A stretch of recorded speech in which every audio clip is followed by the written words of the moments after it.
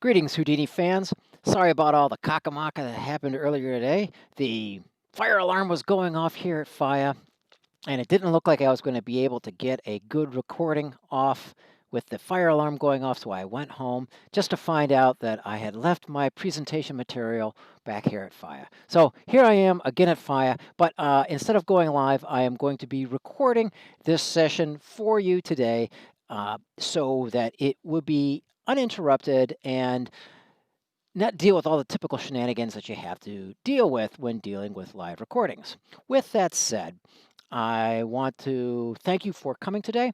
What we are going to show today is some basic Houdini 18.5 inverse kinematics, or really just rigging stuff.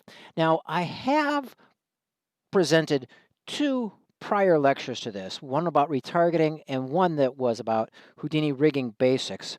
And honestly, both of those lectures should have come after the lecture today.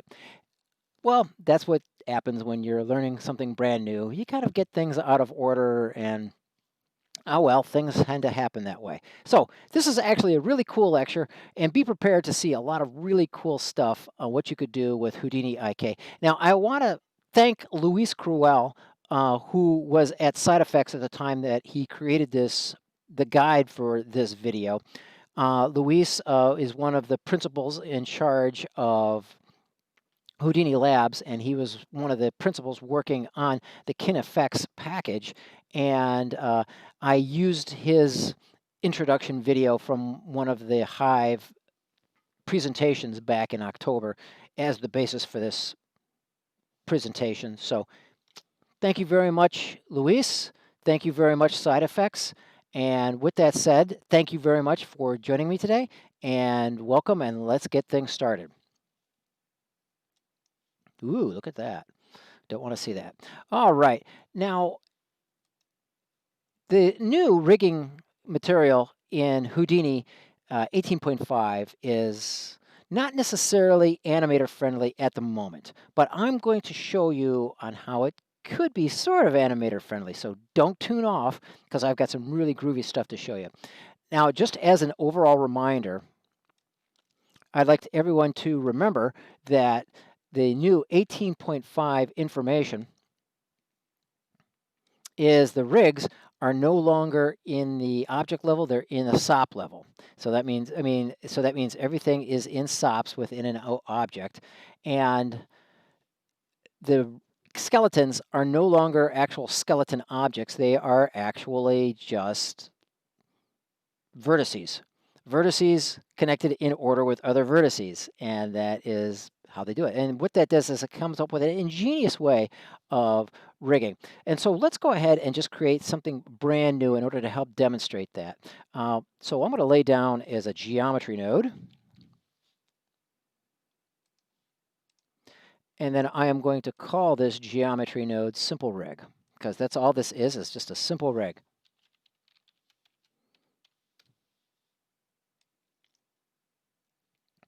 All right, I'm going to drop into here, and I'm going to convert this into front view. Why the front view? Is because I want to be able to have a nice flat plane in order to create my contents widths. Now, suppose I wanted to use just a curve SOP to create something very simple, a simple sine wave. I'm going to use a curve, and I'm going to drop into here, and I'm just going to draw a simple sine-like wave.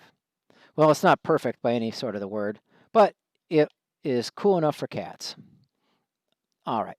Now, what I want to do is take this curve. It's now really a curve is just a bunch of points connected with a bunch of lines. And so what I'm going to do is I'm going to convert this into a simple rig. And so I'm going to just append a rig pose SOP to it. And voila, this critter is now a skeleton. Now, how do you say it's a skeleton? Well, we know that we can now grab every one of these individual nodes, and now we can rotate them as we want. And we can also move them around. And as you can see, this now behaves as a skeleton type object. And I'm going to go back to the perspective view so that we can see this. Notice that we created a very, very simple scenario, a very simple setup, and all of the axes are aligned according to the uh, to the world axes and so forth. Come on, there you go. And you see, really, all that a skeleton is just a hierarchy of points. And so each point is now a joint, points and joints. But that's really all that there is. And you can see now what you could use is a simple curve. Any sort of simple curve would be able to manipulate this. Now, if you right-click any one of these nodes on here, then you can change the configuration on there. You can turn on the links. So as you can see, it looks like there's actually bones inside there now. And you can show the individual joint data. Now, there's all the joint data that you're going to have to deal with when dealing with that. Notice that it has two matrices associated, a world transform matrix and a local transform matrix. That's one of the parameters of what the skeleton system is. Each joint is actually now a point that consists only of a transform, a point position, and then an associated transform along with it. Now, how do we know what this looks like? Let's take a look at this. I'm going to go to the geometry spreadsheet, and now we can take a look at every one of these. Now here we're looking at point number, we're going to move that around. Okay, now the position changes, but notice that the orientations have not changed. So here is a 3x3 matrix, which is used to store the transformations that we put on here that are not transformed. So if we rotate, you see we're getting in rotations as well as now the positions for all of the children underneath it. And so that is ultimately what a new skeleton is consisting of: a position in space, followed by a 3x3 matrix to store its orientation transformations. Piece of cake, right? Not a problem. All right, so that is basically what a rig is now. So very, very simple. Very, very simple. So I should have showed this a couple weeks ago, but what I'm going to do is show you this now because I think it's really cool and I don't want to lose it. So I'm going to go back up to the object level. And I'm going to turn this object off. I'm going to drop in a new object or a new geometry. Geometry. And I'm going to rename this geometry as Polyredux.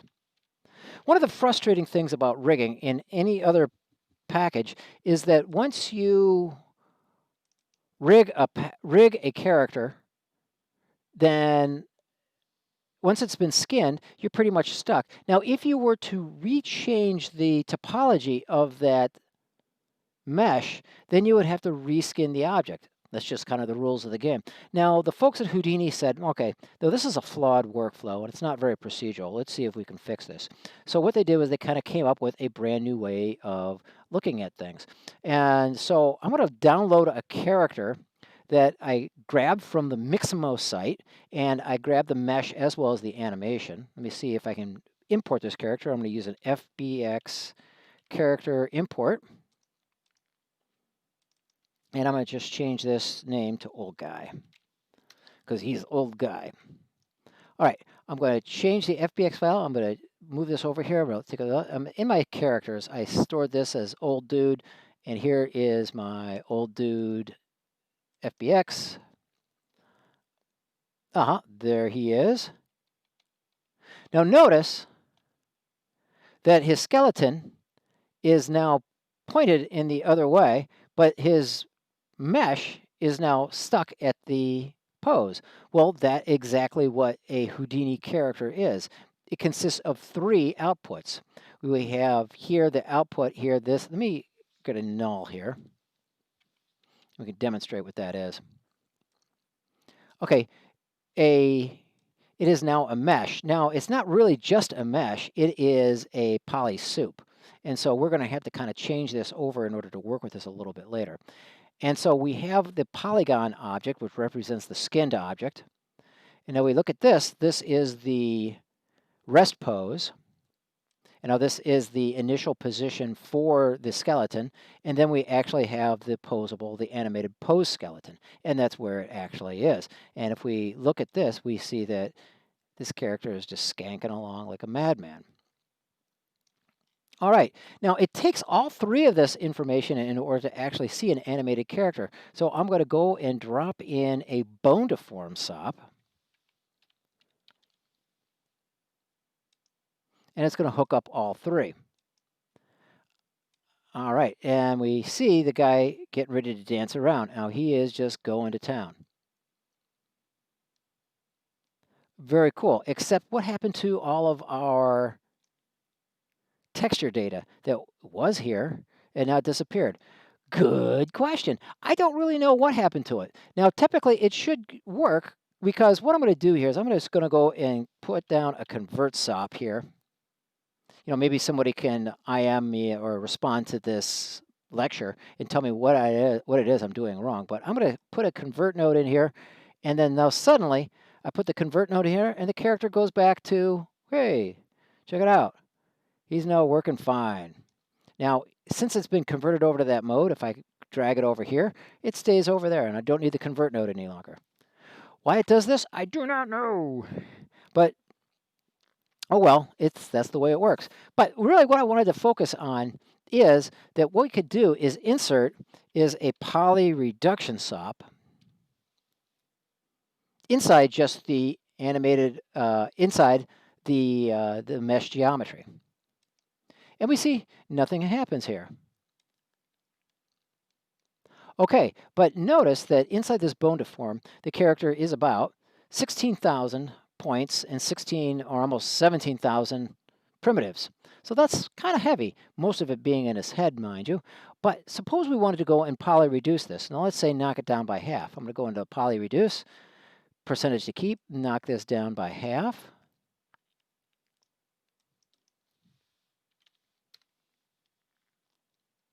And now put the display on there. As you can see, the character, whoa, he's moving around really fast. He's mega skanker. Okay, he's moving around. Okay, look at this.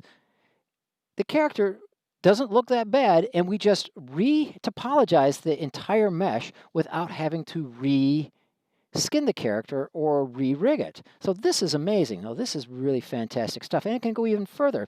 We can move this along here, and we could just keep on driving this down, and I'm going to be able to keep knocking this down to about, let's see, does it still look good at 20%? Yeah, it looks pretty good at 20%. So let's knock it down to 10%. Okay, so we're starting to see some kind of a fall apart in the guy's face. But if this was a background character, then I don't think anybody would actually notice. Or if it was like far away from the camera. Oh, it looks like we're getting some breakup in the chin here. So maybe 10% is too far. But it still doesn't look that bad. And we got it down from 17,000 down to 1,000 points. That is a huge drop and a huge consideration.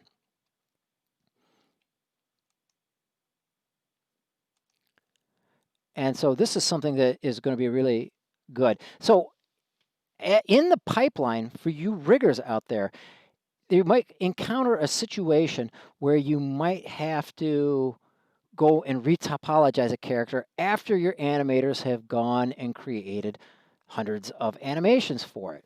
What you can do is bring it into Houdini, hook up the retargeting system, and I introduced the retargeting system 2 videos ago on episode number 25.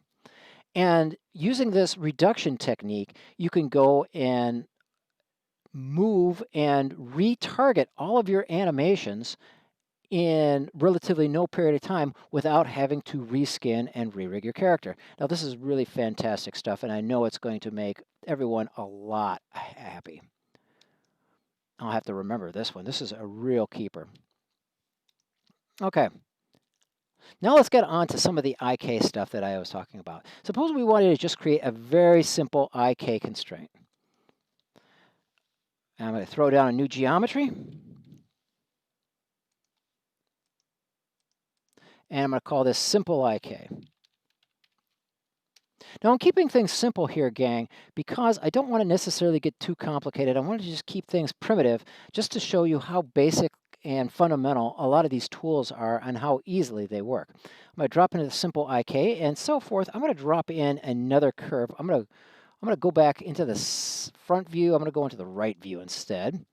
And so for this, I'm going to create a leg object. I'm going to create a leg skeleton. So I'm going to drop in a curve.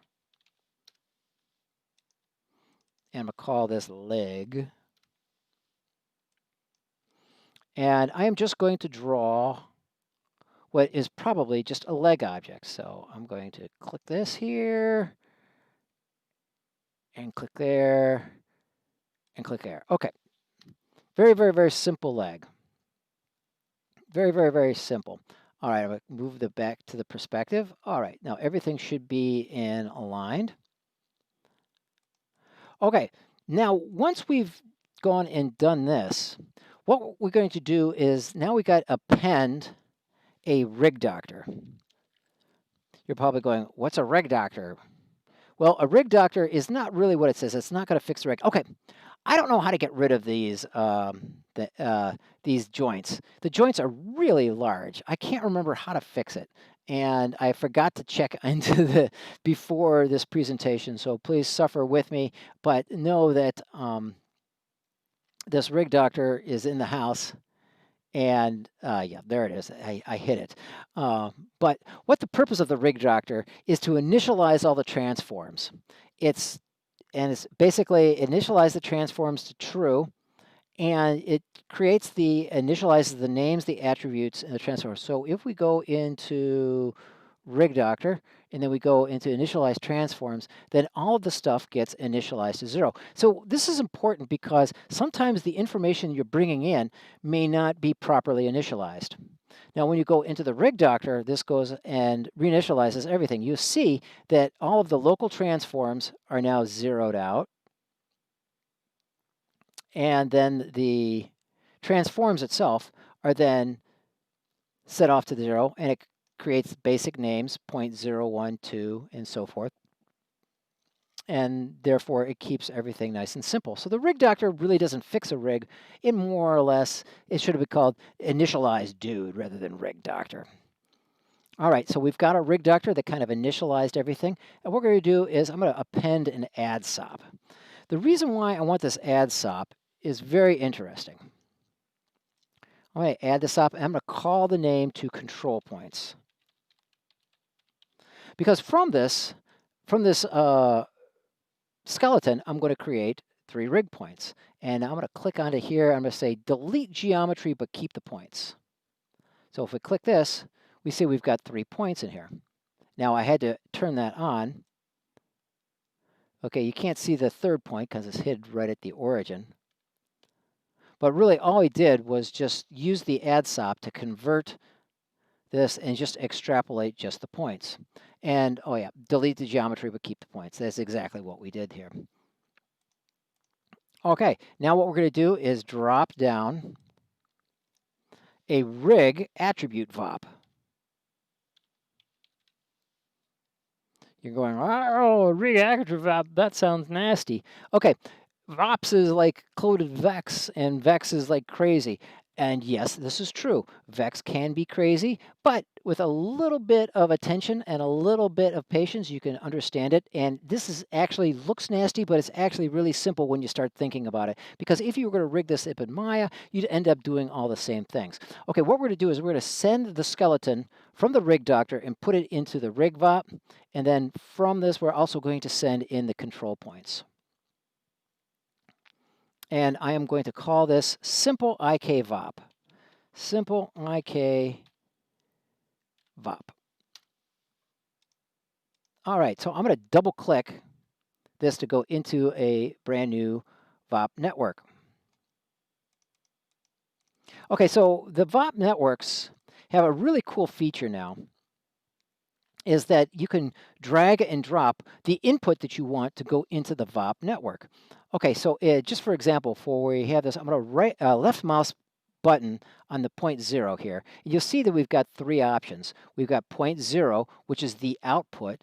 we've got 0.0 rig doctor, and that's the input coming in from input 0, and then the control points, which is the input coming in from input number 1. Now remember, it kind of goes from 0, 1, 2, so it always deducts by a 1. But for this, I want just the rig doctor, so I want the original source of the rig.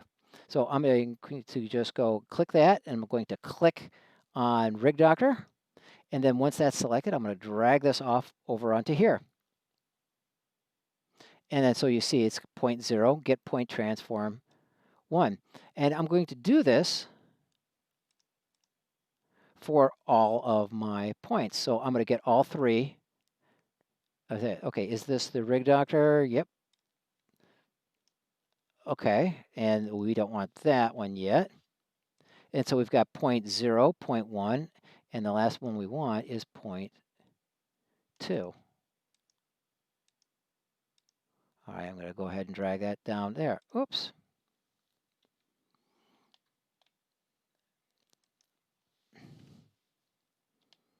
All right, so if you have worked with UE4, you know that whenever you get an attribute, you can either, when you're dealing with an attribute inside of a blueprint, you can either get or set the attribute. What we're doing is we're getting the input.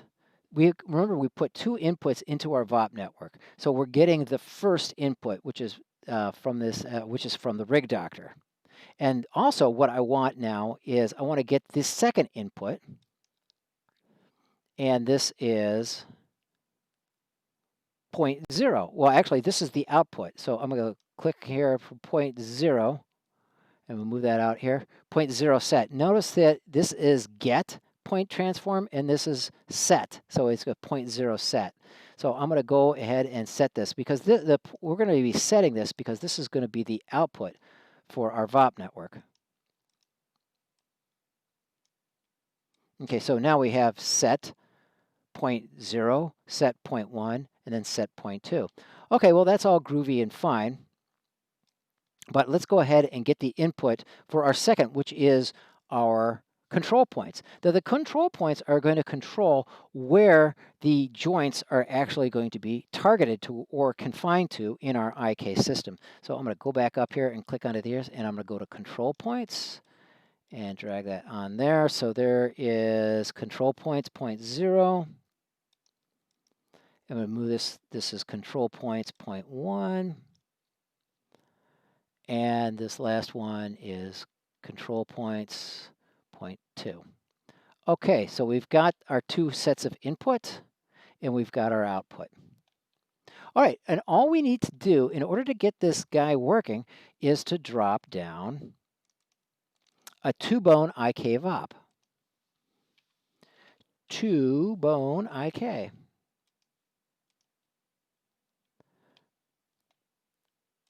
Okay, and now all we're going to do is put our inputs into the input range, and then we're going to output to the output range. So for the input for the joint 0, which is the root, I'm going to grab the X transform and put that into the root. I'm going to grab the transform of the middle joint and put that into mid, and grab the transform for the end effector and put that into tip. Okay, and now I'm going to grab my controller input, and I'm going to input that. So I'm going to grab the transform for the top controller and put that into root driver. I'm going to grab the X form or the transform and put that into twist. And for the last one, I'm going to grab its transform and put that into goal or end effector. All right, we have these all working. So now all we have to do is redirect our output. And so for our out root, I'm going to send it to the transform of 0.0 set. For the out mid, I'm going to move that to the transform for 0.1 set. And for the out tip, I'm going to move that to the 0.2 transform. And that's really all there is to it. This is really all kind of logical. Okay, so what does this all look like? I'm going to go back up and then put the display onto our simple VOP. And what we have here is okie dokie. But now, if we enter this,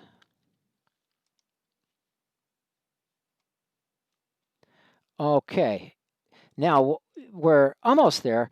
We have it all hooked up. What do we need now? Because we want to start manipulating the skeleton, we need, that's right, we need a rig pose. So I'm going to go and drop in a rig pose SOP. Put that between the control points and the rig pose. And now, if I click that, now if I grab point 0, I move that around, and now we see it's moving around just like a regular IK chain. Now, here's the cool part. Here is the middle point. Now, if we move that around, this now acts as the end effector, or no, I'm sorry, as the pole vector for a thing. So this explains where our RK chain should look at.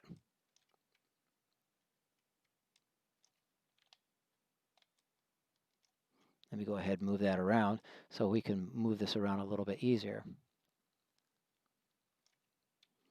And so let's go ahead and grab our end effector. Now we can go move that around, and it's going to move like a regular IK chain now. Okay, very, very simple IK chain, but it really wasn't that difficult to kind of set up. So that was all pretty good.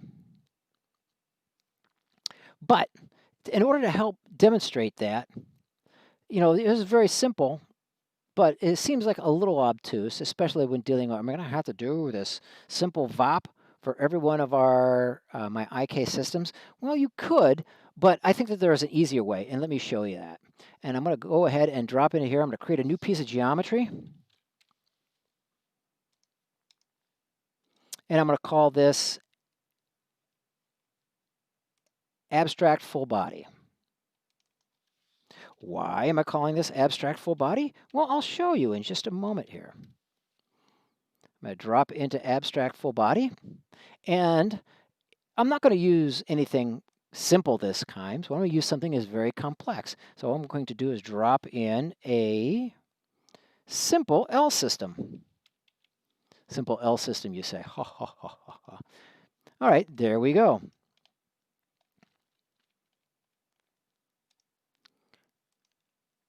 Okay, there is our L system in its blaze of glory. As you can see, this is not a very simple object. This is actually very complex. Now, let's go about the process of changing this L system into a skeleton. So I'm going to append a rig doctor. And what does the rig doctor do again? This basically initializes all of the information to make it a good thing. And now, instead of creating just an add SOP and then removing, I don't want all the points to be controllers. I just want a few controllers. So instead of using an add SOP, what I'm going to use is a blast SOP. And what I'm going to do is I'm going to blast away all the points except for 3. And let's see, recompute, delete non-selected, okay. And so if I put the display up here, okay, I'm going to go ahead and select this. And let's see, we want this one, and we want this one, and let's grab this one here. All right, hit enter. All right, 30, 51, 90. Will this be good? I don't know, but let's give it a shot. And so we see they're all gone, but those 3 right there. Okay, now let's go ahead and hook this up to, we're not going to create a VOP network because creating a VOP network for every one of those line segments would be a crazy task. Instead, what we're going to use is something called a full body IK SOP. Full body IK. Give me some full body IK. All right, now you can see that this turned everything into a crazy skeleton.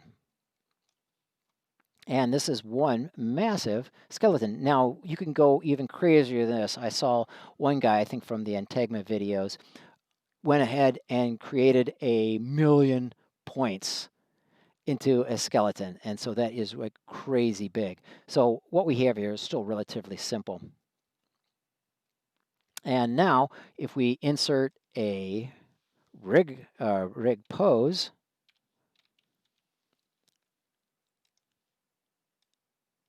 And move that on here. All right, rig pose. All right, so now we see we have only 3 points here. If we're going ahead and grab this, we can, let's go and see. Oh yeah, for this full body IK, you have to change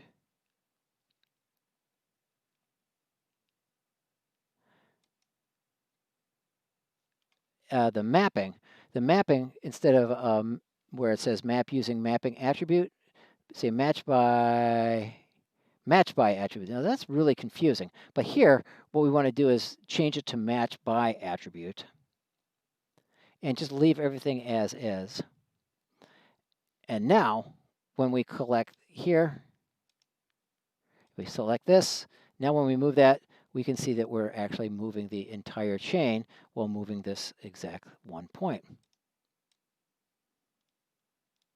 Oh, you say that's cool, but why is the bottom going around? I might have to create a control point. No, because that is the first point. What we can do is we can pin the root and select pin root. Now we go ahead and change this. You'll see that the root is now pinned.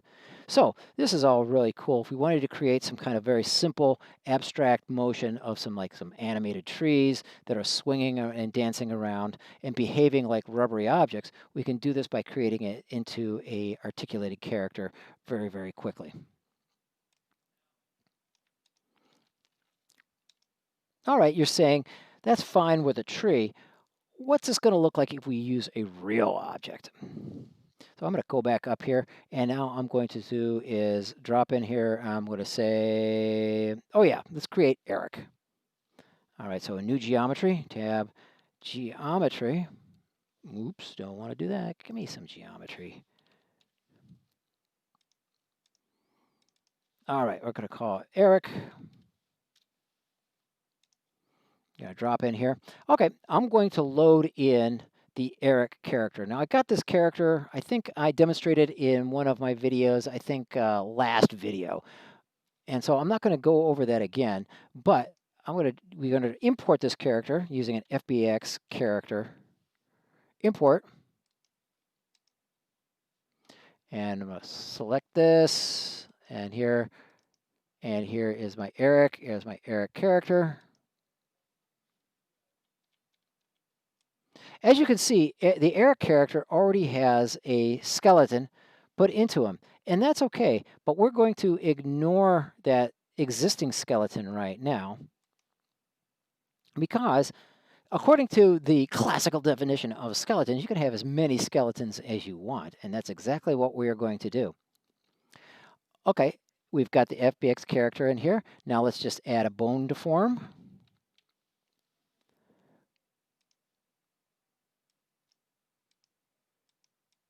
And there it is. We lost these textures again. I wish I knew how to fix that. Convert. If I stick that in there, it comes back. And so now if I bring that in here, there. I do not know why that does that. I'm going to have to figure that out. Okay. I'm going to set the display flag.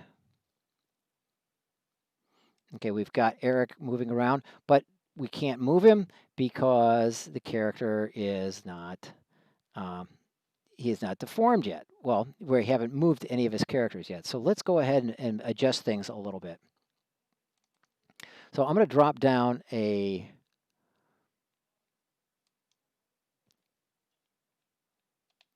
going to go in and drop down a blast SOP off of this. So click blast. And like the tree, I'm only going to select various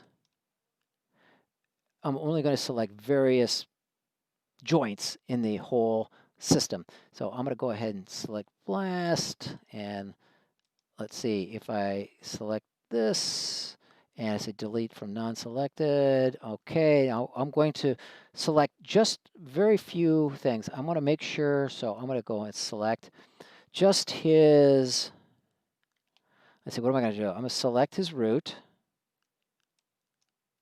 I'm going to select each of his ankles.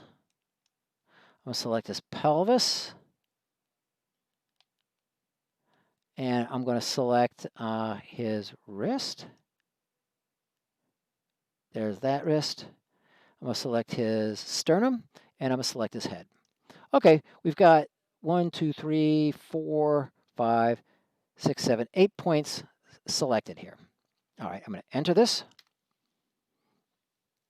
and there's my blast. And so there are my control points.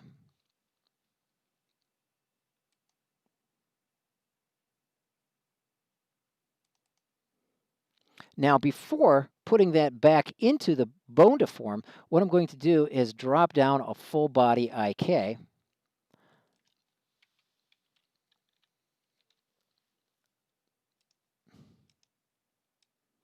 And then I'm going to hook up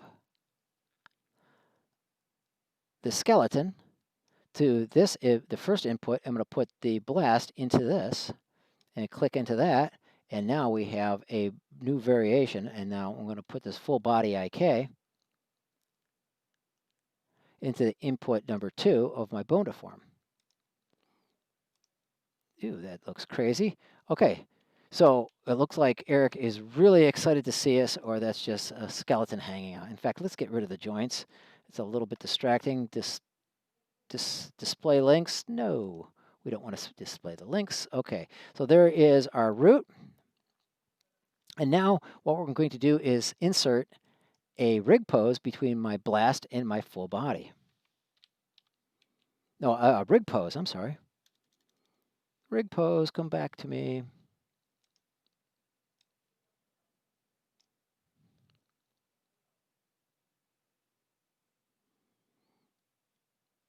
And now you can see when, oops, I had to change my bone deform of my full body IK. I had to change this mapping, batch by attribute. All right, and now when we go and select just this, we can see that we now are able to control Eric with just a minimal set of control points. And here's his pelvis. If we wanted to make him do the truffle shuffle, we can get him to do that. And if we want to get the head, we can now get it to maneuver and look around. And there's his head. All right, now that's a lot of fun. And as you can see, the whole body is now one big IK chain. It kind of like goes into points this, and we can change the angle. Then we go ahead and change the angle on that. So how about that? Built with toe tap already inside of it. All right, very cool. But you notice that when we move this around, the feet don't really stay planted. They kind of like shuffle and move around. And if we move the pelvis around, then the feet kind of move around. And if we move this, if we move the root around, then things really start to look nutty. Okay, what can we do in order to change this? Okay, what we're going to do is parent the hands, head, chest to the pelvis. So what we're going to do is we're going to insert a skeleton SOP between the blast and the rig pose. And remember, I said before that you can have as many skeletons as you want, because a skeleton is not really extra information. It's really just a set of information. And so it's a set of joints. And so what we're going to do is stick a skeleton SOP.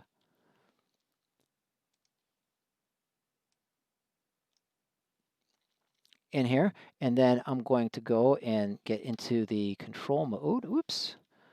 I'm going to go into the control mode for the skeleton SOP. Here's my tool mode, and I'm going to connect the pelvis to the right hand, and I'm going to hit enter to change the mode, and I'm going to hit the pelvis again, and then drag and hit enter again to change the mode of the tool. And so always hit enter when in order to change the mode of the tool. So what I'm doing is I'm hitting enter every time I make a change here in order to get into a new mode here. And now I connected the pelvis to the sternum, and I'm going to connect the sternum then to the head, because I'm re-establishing a new hierarchical chain with my new skeleton. Okay, can I move this over here? Nope. I'm going to hit enter. Now I can move it over, click enter, and then there we go. Oops. there we have is a new skeleton. All right, and now let's see how this overall looks. Now this didn't change anything, but when we go into our rig pose, we'll see that, okay, there's a little less movement going on here, but now things are going to be moving a little bit more hierarchically correct. So when we move the pelvis, the lower parts stay where they are, but now the pelvis, now these character joint or these new child joints stay parented with their, just to their parent. And now this includes the spine, which will just move the upper body when it's going to leave the hands right the same. So the skeleton SOP really just establishes a brand new hierarchy for a set of joints. Now we're still not there because the feet still kind of move around a little bit. And so what we're going to do is we're going to adjust the configuration. Now the configuration is something that I kind of dealt with a couple videos in video 25 when we were doing a retargeting, and the same thing applies here. If we go open up the full IK, we can go and do a configuration. And how this configuration is, I'm going to go and add a single configuration, and for the group, I'm going to select the right foot and the left foot. So I'm going to click this here, and then I'm going to select the right foot, and I'm going to select the left foot, and I'm going to click enter. And you'll notice now it replaced the names for my two objects, at name equals foot right and at name equals foot left. And then for this, all I'm going to do is just change the weight. I'm going to increase the weight so that there's a lot more weight put onto the feet so that they can stay in place when the body moves around. I'm going to move this all the way up to about 4.7, that's fine. And then I'm going to control the damping and knock that down, and that's going to it's going to bring the damping down. It's not going to try to compensate as much. So now when we go ahead and click onto here, and we move this, the pelvis is going to want to stick around. The character is going to move. Very simple. He swings around.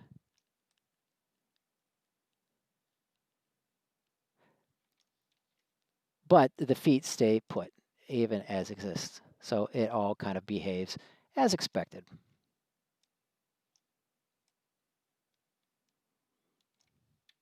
So that's all very, very cool and all very fun to play around with. So here we have, with almost a very few nodes, what we did is we took an abstract character taken from any place. Now this thing, as long as it is embedded inside of an FBX, and what we did was we created a brand new simple character from this. Now, of course, an animator is going to want a lot more controls out of this, but it's just to go and show how you can get a simple character just from a very few number of controls.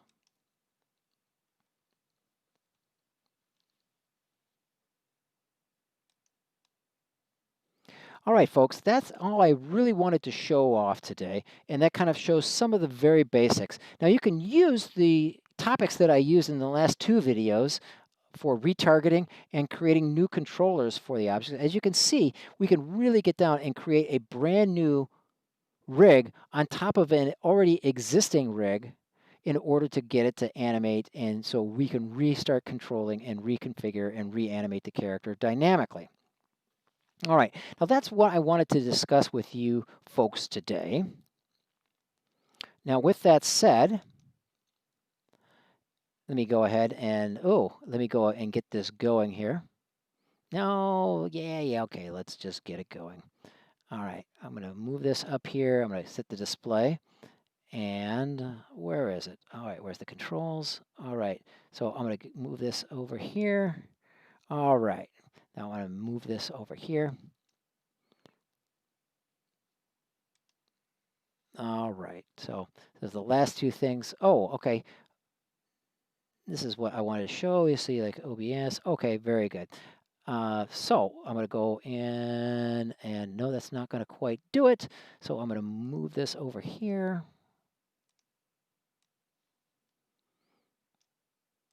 Move it here. I'm going to swap things around. Aha. Okay.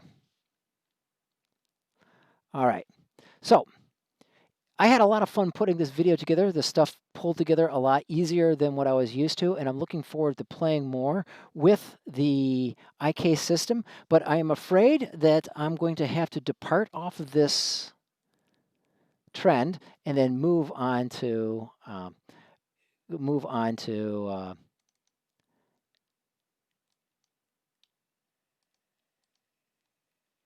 more practical stuff. But let's see. Uh, okay. Well, let's see. My video seems to be frozen. Oh well, my video is frozen. You just have to put up with my voice. All right.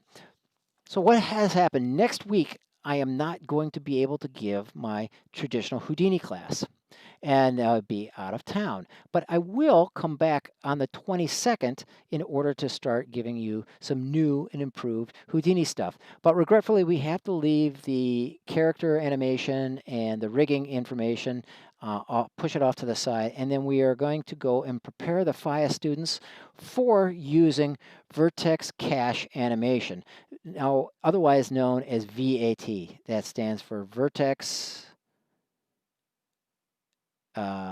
I can't remember what VAT stands for, but anyway, VAT is the suite of tools side effects created in order to create the Vertex Animation Toolset. Yeah, that's what it stands for. Vertex Animation Toolset. That's what it stands for. And so what we're going to do is start introducing it. Now that is a super powerful way of bringing in super magnificent and powerful simulations from Houdini and integrate them into the UE4 engine in real time. Now you can also use this for the Unity engine or any other engine that supports, well actually it should be able to work with anything, but including Cinema 4D and all of those. And so that's what we're going to start with, and that is probably going to take 2 or 3 lectures. And so that's what's going to happen in 2 weeks. On the 22nd, we are going to start going into VAT. But if you liked what you saw today, go ahead and please subscribe to this YouTube channel, or go ahead and check me out. I'm Chris Rhoda. Check me out on Facebook or on LinkedIn, or go ahead and check out TechArt EDU, which is the kind of organization that I'm putting together. And I check it out on Facebook and on LinkedIn as well. But if you really want to help me, what you could do is go over to the website, TechArt EDU, which is the website for the whole organization, the Houdini Secrets Live, and the TechArt Talk Live, and all the other goodies we're going to be sending your way, because we're going to be sending you lots of goodies. So you want to be informed with all these goodies that we're going to be showing you. Go ahead and look on there and look for the little buttons that say Get Access to the Latest Articles. If you go ahead and press this, what this is going to do is it's going to enter you in with my database. It's going to make sure that you get informed whenever I have any new changes, any new updates. You are going to get an immediate email for me. And plus, I'm going to be able to tell you whenever we got some really cool, groovy goodies to take care of and pick up. All right, so go ahead, register yourself, get linked in with my TechArt EDU database, and we will get you going and get you up to speed with some really awesome Houdini tools. All right, thank you very much for joining me today. Welcome to 2021, and we will see you all again in 2 weeks with Houdini VAT tools. All right, bye.